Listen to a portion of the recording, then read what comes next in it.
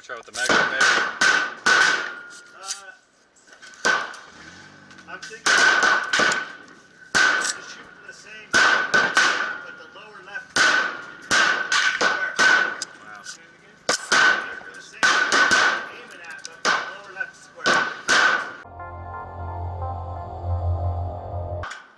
Just lightning to know. Do a full mag pull mag. It's a Barnell 123.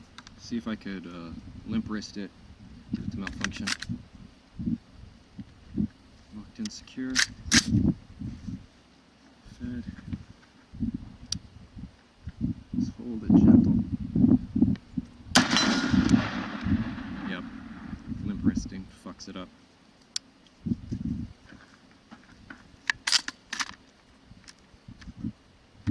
Nice.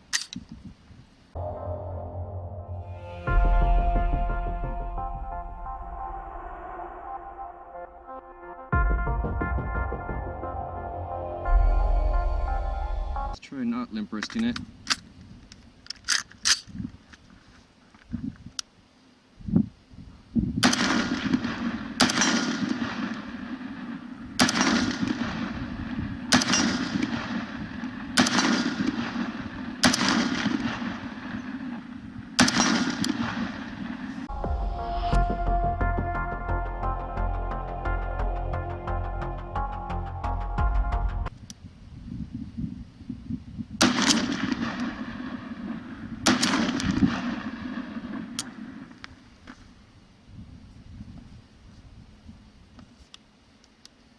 Not going in a safe.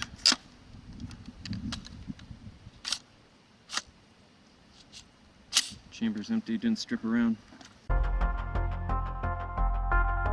Cool.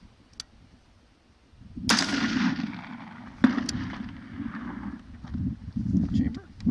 Think so.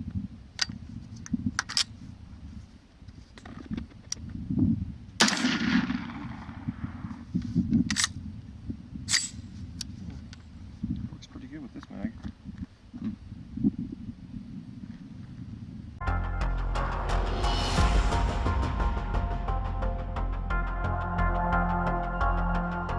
Now the reason I modified my mags is even during the short time I was testing this gun when it's still in pistol form, this is what I was noticing.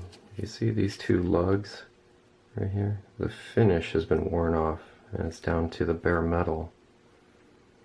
So that's when I started suspecting that maybe it's not a dwell time issue. It probably actually just is a friction issue on magazine lips. And it just might be the vibration of the gun rocking the mag and rubbing on these lips. Got a non-modified PMag. See if I can replicate some malfunctions with it.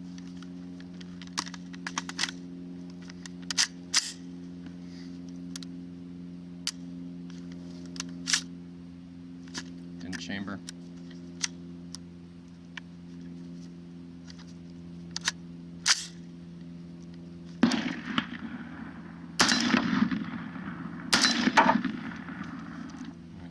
Try limp wristing.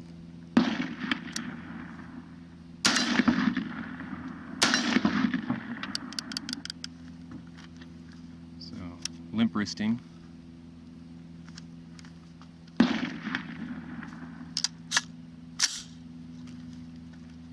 Try pulling the mag back.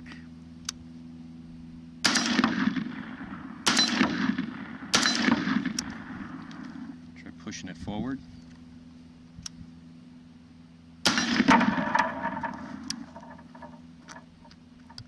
Jammed on the feed lips. Didn't chamber anything. Do it again.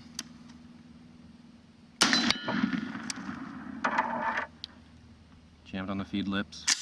Didn't chamber anything.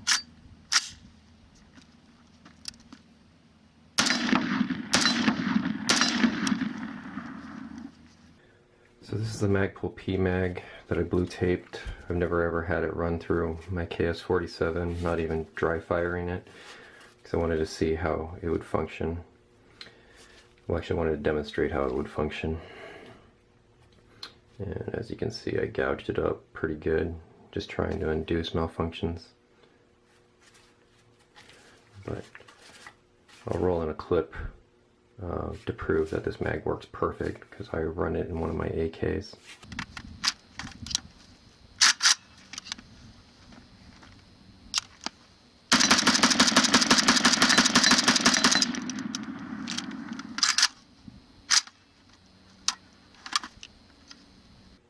So normally on most mags, just dry firing it would clear the lips.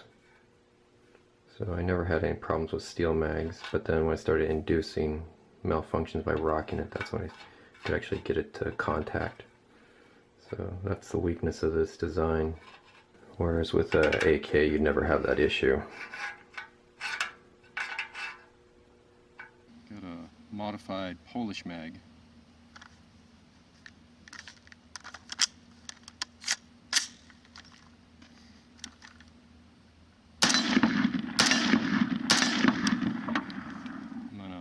Push forward. See, even the modified one still don't have enough clearance.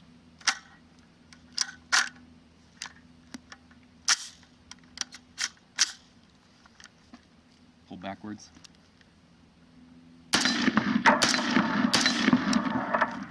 Works fine backwards. I'm going to push up.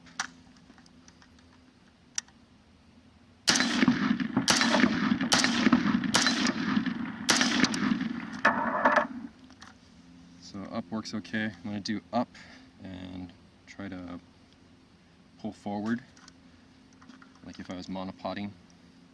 I tug backwards on it.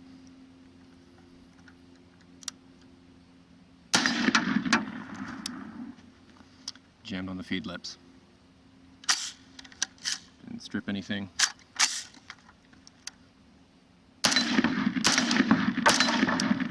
Bulgarian steel reinforced polymer mag, modified.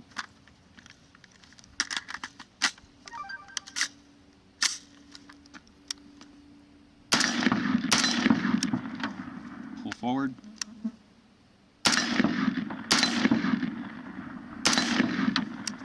Push forward.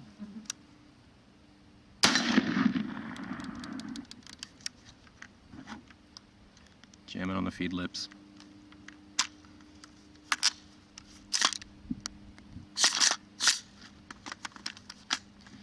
Push up. If I remember to put one in there.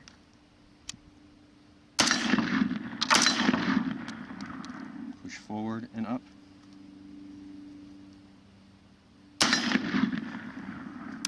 And it almost chambered.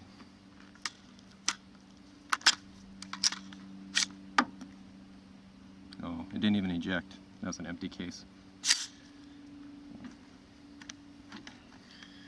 I don't know if you can see that on this camera because I can't focus up close. Just chewing it up. Lugs on the bolt. Show you what I did to the mags. Is I hand filed these front lips and I just kept testing it in the gun. So I would try to wedge the magazine forward and see if I get the bolt to lock up.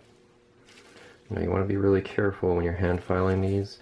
I don't want to get any more aggressive than this where you're getting really thin right here, because I've left these loaded for a couple weeks before I went test firing to see if I can get these mag lips to crack while I was sitting fully loaded, and luckily none of them broke, and then me chucking them on the ground all day didn't break anything. But as you'll see in that video I did, that even with my hand filing and testing it, it wasn't enough. If you push really hard forward, you can still get the bolt to gouge up. So there's still a little bit more I could have gone. So I may file it a little more, but I think I'll just leave it alone because I don't want to get too aggressive with it. This is Bulgarian that has the steel reinforcements. Focus for me. Right. So you can see when I was testing in the video, the bolt lug took out a gouge, and you can see the steel's exposed now. These I would have more confidence in getting really aggressive on how much you hand file here, because the bullet is mostly going to be held at the rear as far as the tension, but I wouldn't get too aggressive on these to end up cracking these off just from sitting. And the mag pull ones seem to work out the best for me so far, because even this one where I hand filed it, I still didn't get any bolt gouging after my hand filing was done. So something to try out on your gun, see if you can get it mostly reliable. I would just watch out about if you're monopotting the gun, which direction you're inducing the force. If you're going forward, you should be fine, but pulling backwards where you rock it up like that, then you might have an issue. But hope that helps you other KS47 owners and prospective owners. Just get some hand files, do each mag by hand, test fitting, cycle your bolt, see if you need to take off more material, go slow, don't ruin your mags, especially like if you have something exotic like these Polish V Project mags that they don't even sell anymore. I did not modify any steel mags because I don't actually shoot with these. I don't like them, but I imagine you might have better luck with these since the lips are actually stronger. But give it a try. Let me know in the comments if yours worked out for you. Alright, KS47 back from the range. I have not cleaned it. Let's see how it's holding up. Worked mostly perfect. Break this down.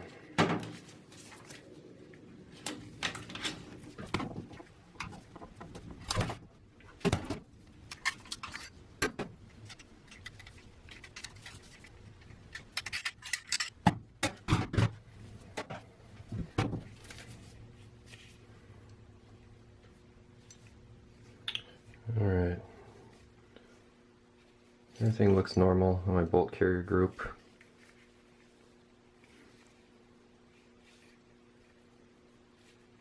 No weird wear. Rings are good. You can probably see them in there. And I think I'm just slightly under 1900 rounds at this point. I don't know the exact count because I always loan this gun out to other people to shoot it.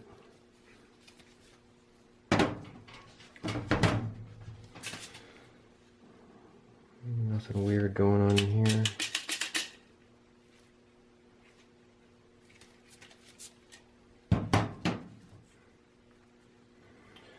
So, nothing weird going on with the upper.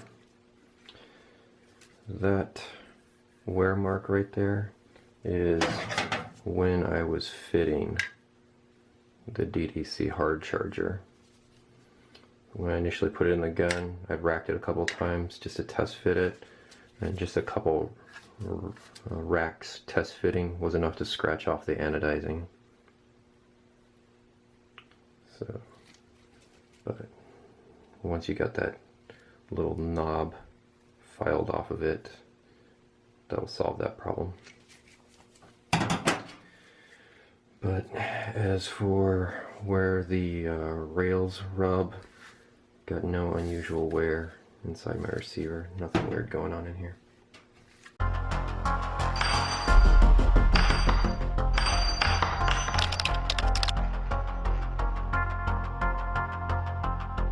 As for the DDC hard charger, worked out awesome, held up. The only thing is, you can see in some of the footage, is you'll see the charging handle reciprocating backwards. Couldn't figure out exactly what's causing that, because if the latch is actually closed, you can't pull it out. There's a little bit of slop in here, because I thought maybe it's just the vibration of the gun knocking the latch open like that. Because even if you have it open just a smidge like that where it can't hook, even hitting the forward assist doesn't do anything. So, but if you do have it out a smidge like that where it can't grab, then you can, it'll reciprocate. So just watch out if you've got your stock compressed and you got your nose up here, it'll bump you in the nose.